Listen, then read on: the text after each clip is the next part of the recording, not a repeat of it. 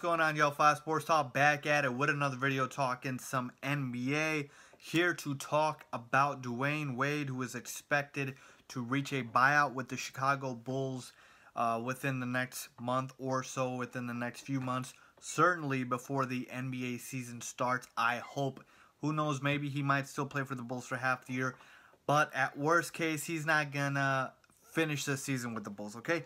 That is what we expect, okay? So with that being said, Dwyane Wade is not expected to, of course, finish the season with the Bulls, like I said. So where will he finish the NBA season, or where will he start the NBA season if it is not in a Bulls uniform?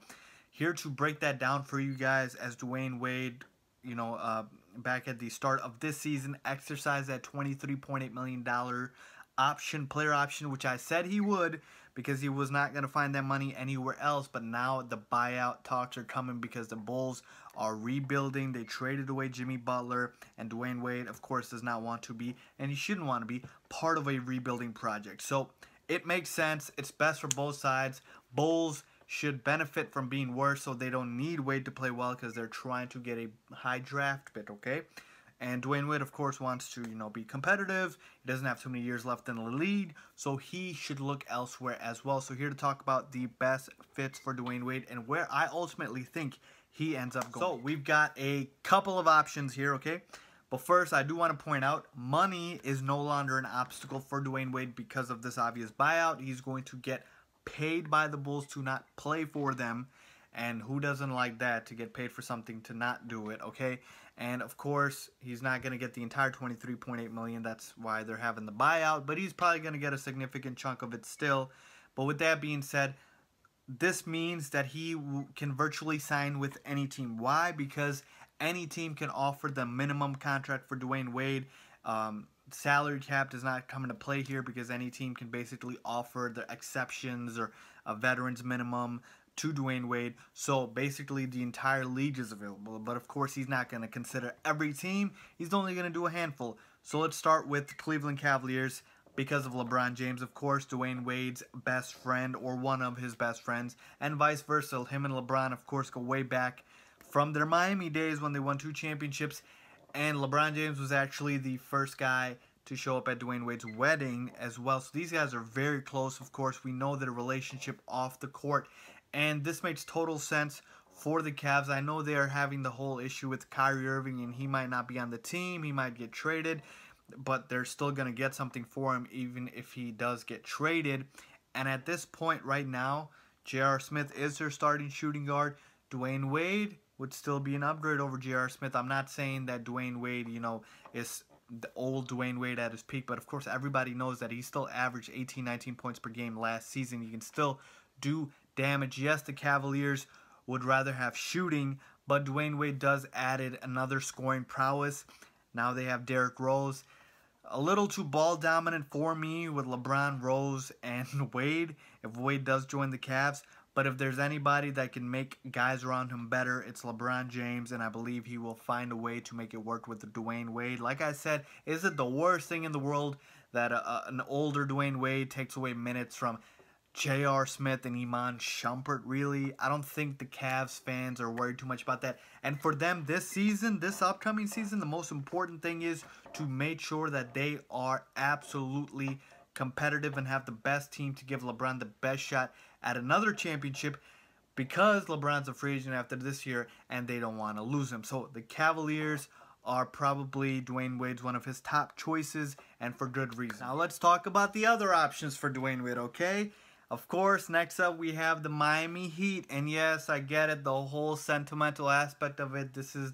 It was meant to be. Dwyane Wade was supposed to be a Heat lifer, so he comes back to Miami after a year in Chicago. That should have never happened, and hopefully everybody forgets about it. I get all of that. It sounds great. And to be honest, you know, at this point in his career, Dwyane Wade, and I can't fault him for it, I don't see too much of a lack of, I see a lack of a motivation from Dwyane Wade because he's already won his championships. He doesn't really want to do the heavy lifting, doesn't really want to play 80 games a year. He kind of just wants to play alongside, you know, a couple of stars and get deep in the playoffs, and maybe if he can win another ring, why not? But he's played the majority of his career there's really nothing else Dwyane Wade needs to accomplish. He's going to go straight into the Hall of Fame as a first ballot. He's the third greatest shooting guard, third or fourth greatest shooting guard of all time. So the resume is written for Dwyane Wade. So going back to Miami won't really change that. But here's the problem, okay?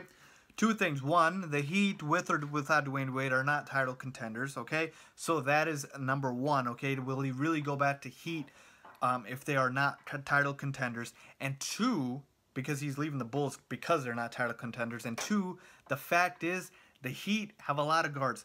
They just gave Dwyane Waiters a huge contract this summer. He's their starting shooting guard. Are they going to bench Dwyane Waiters for Dwyane Wade? I'm not so sure about that, okay? They got Tyler Johnson, Wayne Ellington, Goran Dragic.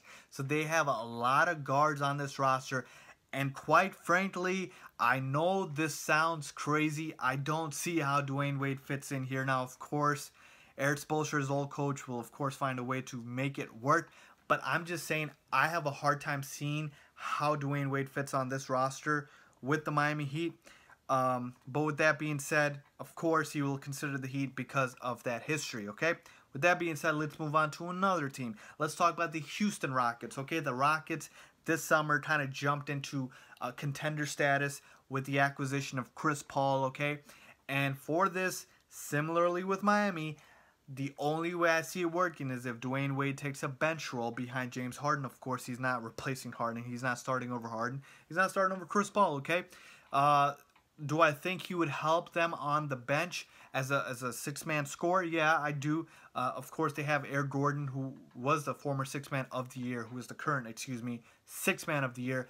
But they did lose Lou Williams. He's with the Clippers now. So Dwyane Wade would certainly help, okay, and as another scorer off the bench. He would help any team as a scorer off the bench. So that's not a question in terms of if Dwyane Wade would help. It's just if he would be a starter on a team, okay? And the Rockets don't see him as a starter, but they're an option. They're a title contender. He could look that way. If they acquire Carmelo, maybe Banana Boat convinces him to come to the Rockets. Who knows? Maybe LeBron goes there next year. A lot of different layers here that could play into it, okay? Next team, kind of surprising, but I just wanted to throw them in there. The Spurs, you know, they're always players. You know, before they didn't used to be a free agent destination, but it just feels like they've kind of been on every player's radar. There's reports that Kyrie Irving wants to go there. So I'm just throwing it out there as the Spurs, you know, they've got Kawhi Leonard. They might trade LaMarcus Aldridge. They might not. They could start Dwyane Wade, okay, because they have Danny Green and Manu Ginobili, okay, and those are bench guys. Ginobili's a bench guy, and you can bench Danny Green for Dwyane Wade. Tony Parker's recovering from that injury that he suffered, so I could see Wade getting a starting role on the Spurs. That's why I'm throwing this team in there. And then finally, a surprise team for you guys. A lot of people haven't mentioned this team for Dwyane Wade, but the Minnesota Timberwolves, and for one reason only, Jimmy Butler. So Jimmy Butler and Dwyane Wade, of course, became really close with their time in Chicago, and I believe when the buyout happens, Jimmy will try and recruit Dwyane Wade to the Timberwolves. Now, again, the problem here is the role in terms of will he start or will he come off the bench, because they have Wiggins and they have Jimmy Butler. They're not going to bench either of them. Jeff Teague's a starter at point guard, so Dwyane Wade would certainly have to come off the bench. But they also just signed Jamal Crawford, who's a six-man. So here's the thing. It might be a seventh or an eighth-man role for Dwyane Wade. Is he ready to accept that? But I'm not counting it out just because of Jimmy Butler and him finding a way to get him to the Timberwolves. Now, they need more shooting than they need Dwyane Wade's driving and slashing ability. But just off of, like I said, Jimmy Butler alone, I'm putting the Timberwolves on the list. But with that being said, those are the options. Now, where do I think Dwyane Wade ultimately goes? I think he's going to sign with the Cleveland Cavaliers. He's going to join LeBron James, because here's the thing. It makes most sense for Dwyane Wade to sign with the Cavs for a year with LeBron, okay? And then after this season, regardless of what happens, he can assess the situation with LeBron James. Next year, Chris Paul is a free agent, okay? Then you have Carmelo Anthony, whose situation can be sorted out as well. You'll kind of know where your buddies are going. LeBron, you'll know where he's going. Chris Paul, you know where he's going if he's staying in Houston. If LeBron's staying in Cleveland. And then Dwyane Wade can decide at that point, okay, this is what I think I'm going to do. Because right now, best situation for him to join is Cleveland. Kyrie leaving could give him a bigger role. I know they'll acquire somebody else as well with Kyrie going out, but he could have a bigger role. He could start on that team because they have J.R. Smith and Iman Shumpert, and they are a lock pretty much to come out of the East every year. But now, of course, with Boston upgrading and the East did get a little bit better, that's not as certain as it is anymore, but you still have LeBron James on the roster, okay? And anytime you have LeBron James, you have a chance to win the East, okay? So with that being said, I'm predicting Dwyane Wade signs with the Cavs this season and then go somewhere else after this season is done, depending on what happens with LeBron and the rest of his friends. But with that being said, that is what I think, folks. Let me know what you guys think. Leave a comment down below on where you guys think Dwyane Wade will sign after his buyout. If you agree, disagree. If you like this video, please give it a thumbs up. And as always, don't forget to subscribe. Thanks for watching.